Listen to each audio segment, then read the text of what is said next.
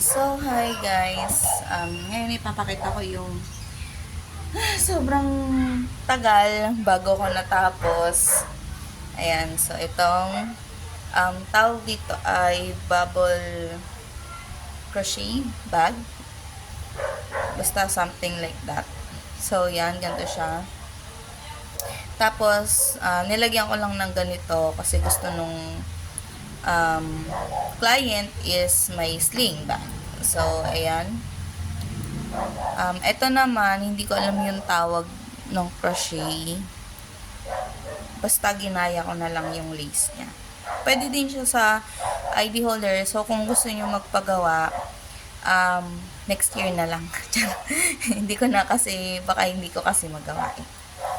Pagka ngayon. Okay, so, ayan siya. Ayan.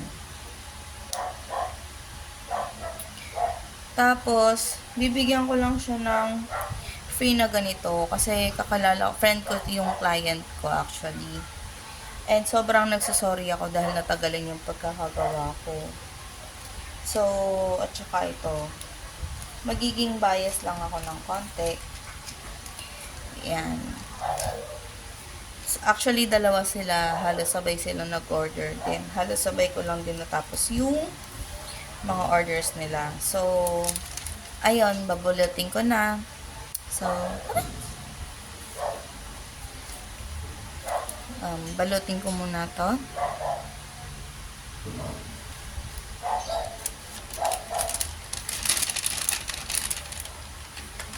Ayan. So, siguro unahin ko muna to.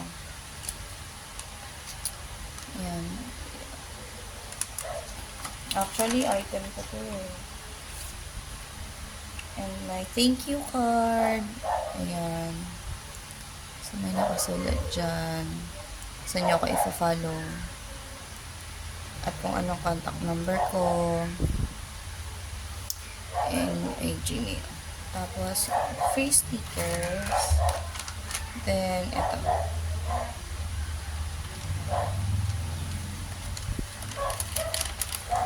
Ayan. So, I hope magustuhan niya.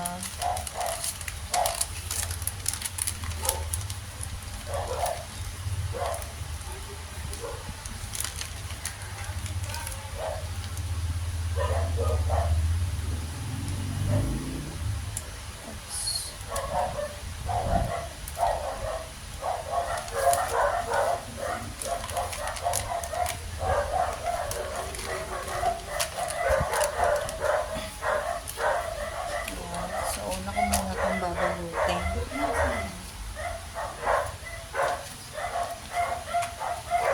Wala na kasi akong table.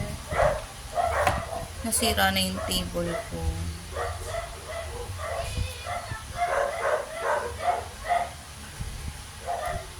So, if you follow and subscribe me on my channel sa YouTube, it would be a big help. Tagilid mo. So, yan. Wala pa akong plastic eh, para dito eh. Hindi kasi ako plastic, charot. So, yan. And then this one. So, I hope magustuhan nila. Talaga.